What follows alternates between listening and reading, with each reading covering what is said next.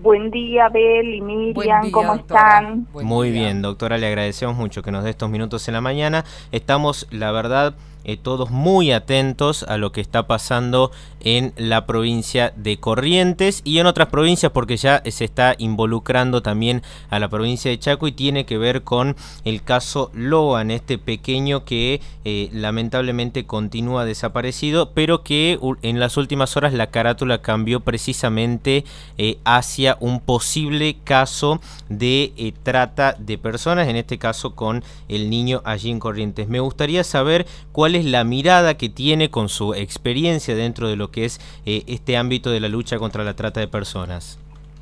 Bueno, en primer lugar a mí sí me gustaría comentarles de que existen distintos organismos a nivel nacional que han sido justamente creadas por ley para coordinar y fortalecer todo lo que tiene que ver con las políticas públicas referida a la trata de personas.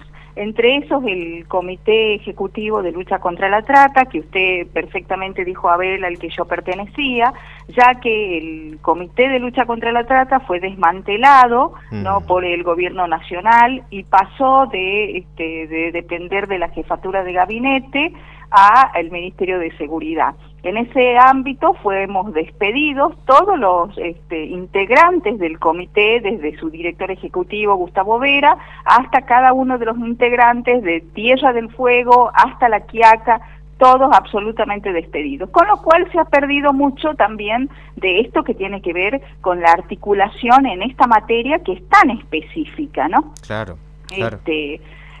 Bueno, igual nosotros seguimos trabajando desde Alameda, que es una fundación que se dedica específicamente a construir una sociedad sin esclavos y sin excluidos, y de la cual Gustavo Vera, que es justamente el exdirector del comité, es justamente su fundador, ¿no? Desde ese ámbito nosotros seguimos trabajando. Es un organismo que además brindaba toda la parte de prevención, de persecución, protección y asistencia a la víctima.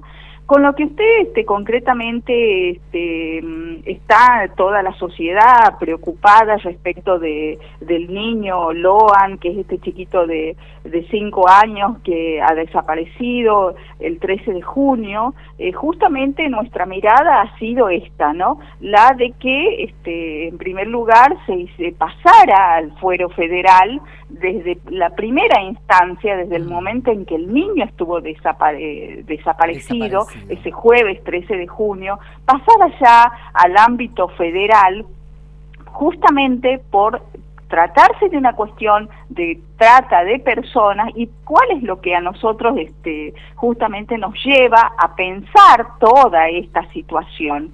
Por un lado, de que se da el alerta Sofía, que la alerta Sofía es justamente un sistema de alerta de emergencia rápida que es para la búsqueda, la localización de niños, niñas y adolescentes que se encuentran en un riesgo inminente. Un niño cualquiera sea, ¿no?, se encuentra en riesgo inminente por su particular situación de vulnerabilidad de ser una persona menor de edad.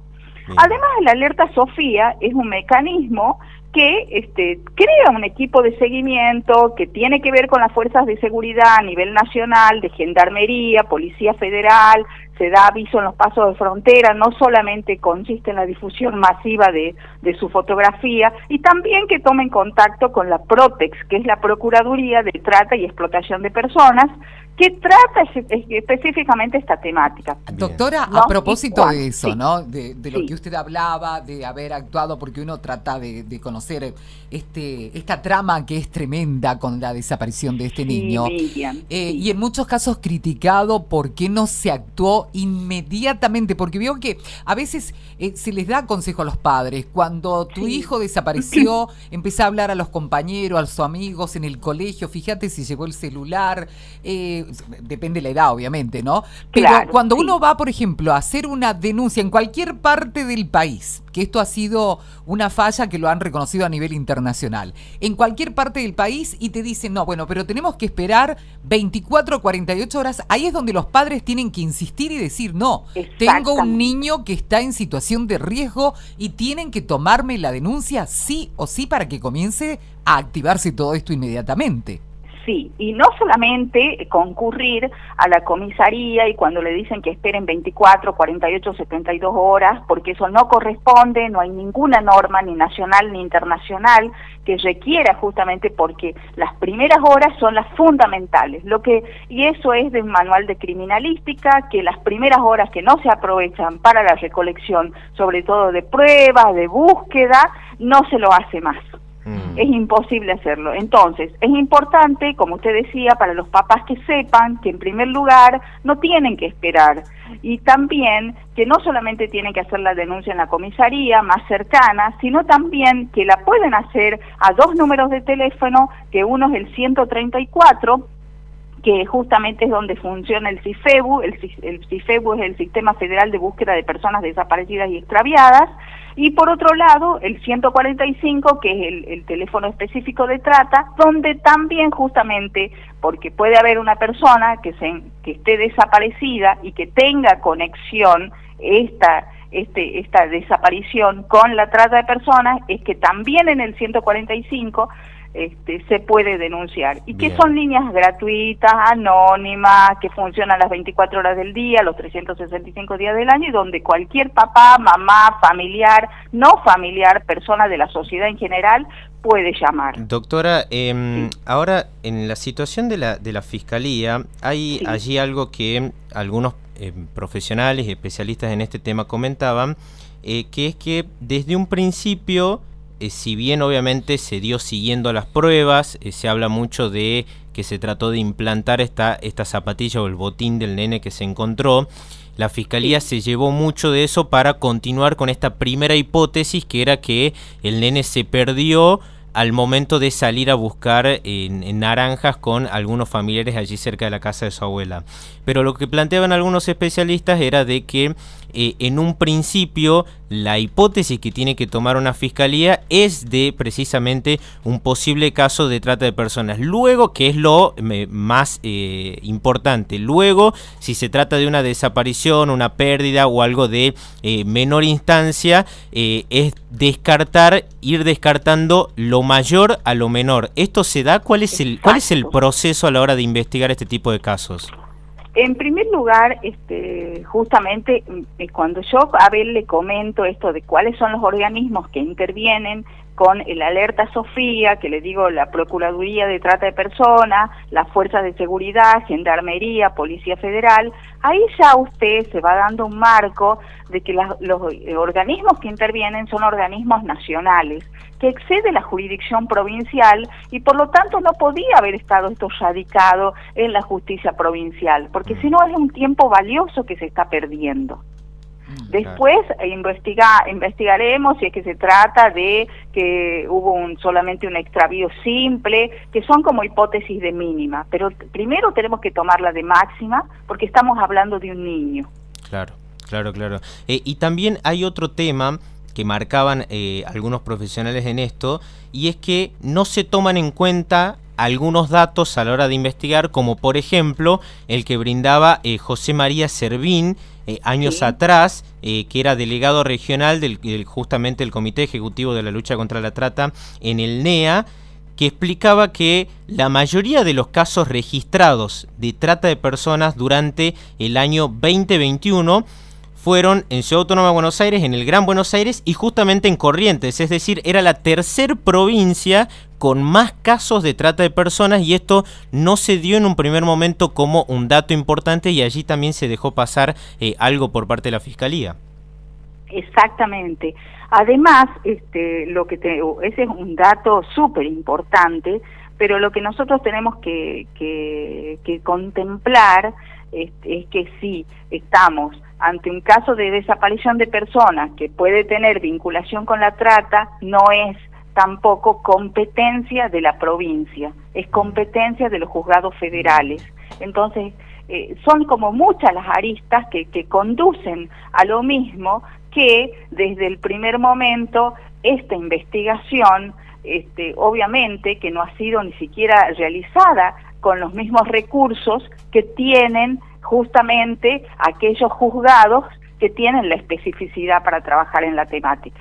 Bien, bueno, doctora, vamos a seguir muy de cerca este tema. La verdad es que está conmocionando no solamente a la provincia de Corrientes, sino a todo el país. Y a medida que se va desandando la investigación, se van encontrando otros datos también importantes acerca de los principales acusados que dan a conocer manejos que la verdad son tremendos dentro de lo que es este ámbito. Y lo que esperamos todos, ¿no? Que ojalá que aparezca. Claro, que el niño la persona esté con vida. Lo más importante, exactamente, sí, lo que espera toda la sociedad, de que este niño aparezca con vida, que la persona que lo tiene lo deje en algún lugar, y que este niño vuelva. Ojalá. Estamos muy sensibles, doctora. Uno tiene que tener memoria, ¿no? Lo que hemos vivido los tucumanos, entre uno de los casos emblemáticos, el caso de Duilio, por ejemplo. El caso de Duilio, que es un chiquito que también desapareció. En un camping, un día también no laborable, cuando uno tiene que tener en consideración también esto de que no hay que descuidarse de los niños, en el sentido de que uno por ahí se relaja cuando va a un camping, como ocurrió también con Sofía Herrera, que justamente a raíz de Sofía Herrera, en Río Grande, Tierra del Fuego, es que se crea el Alerta Sofía, el Alerta Sofía, exactamente. Bueno. Los padres tienen que saber cómo actuar, porque por ahí uno se enloquece también y no sabe por dónde arrancar todo esto, doctora. Esa es la prevención primaria que tenemos que hacer y que nosotros estamos a disposición justamente para que la sociedad conozca cuáles son las herramientas, cuáles son los canales de denuncia, como el 134, el 145, que son las líneas nacionales a las cuales pueden llamar, y esa es la prevención primaria que tiene que hacer la familia. Acá hay un tema, doctora, es tan fácil poder trasladar a un niño, a una persona, porque hemos tenido casos también de adultos, de jóvenes y demás, que han sido llevadas a otros países. ¿Es tan fácil sacar a una persona del país en poco tiempo? Por un lado tenemos, ahí tenemos la triple frontera, donde nosotros también contábamos con una mesa interinstitucional, ¿no?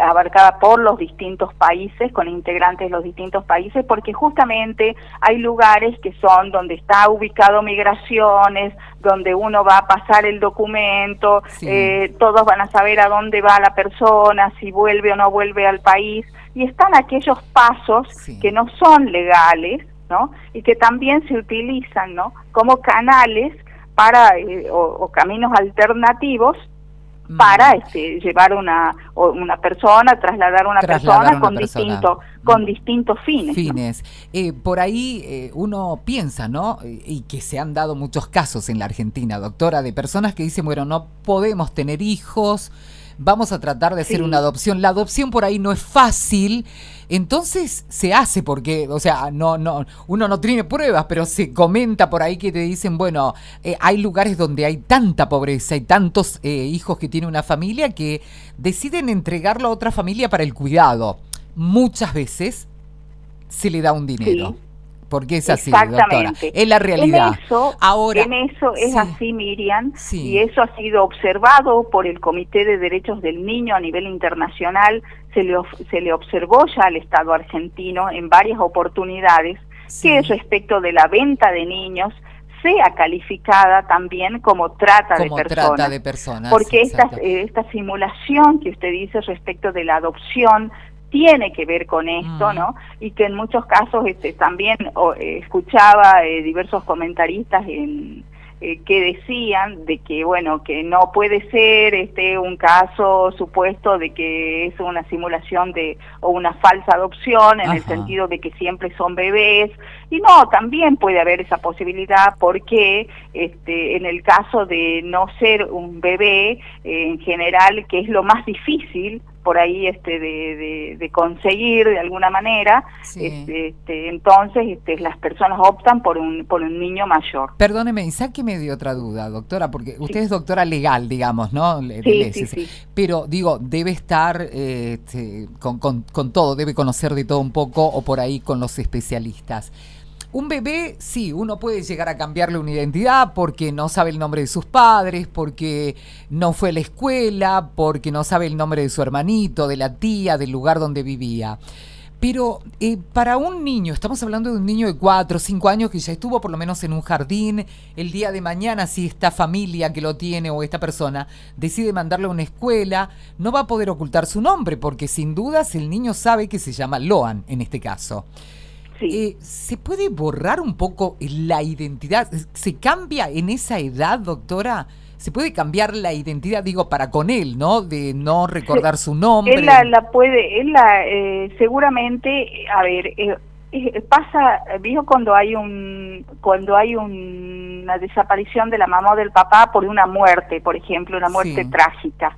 La imagen, el niño la tiene. Con el tiempo, obviamente, esa imagen solamente la va recordando, si tiene una foto cerca, si de alguna manera el papá o la mamá sobreviviente son los que impulsan a ese afecto, pero eso se va perdiendo. Pero de por sí lo que tenemos que tener en claro, Miriam, es que de por sí ya es un acto violento el haber captado ese niño y el haber trasladado.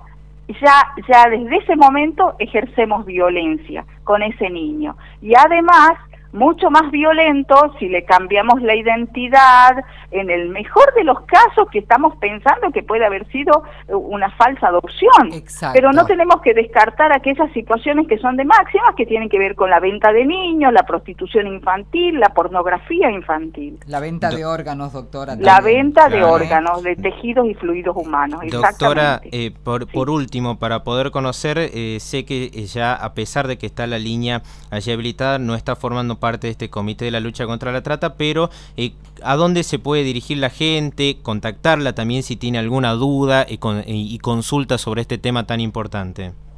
Me pueden llamar a mi número de teléfono, que es el 381-5427-210, ¿no? Y también ya les voy a pasar el número de teléfono oficial de la Alameda a nivel nacional, de manera que también se puedan contactar todas las personas que deseen hacerlo, y que no solamente es para algún caso en particular, sino también para brindar toda la etapa de prevención que tienen que ver con las capacitaciones. Bien, doctora, le agradecemos muchísimo por este tiempo para el B12, Bueno, muchísimas gracias, Abel y Miriam, que estén bien. Que tenga buen día. La doctora Roxana Contreras, abogada, exdelegada del Comité de Lucha contra la Trata.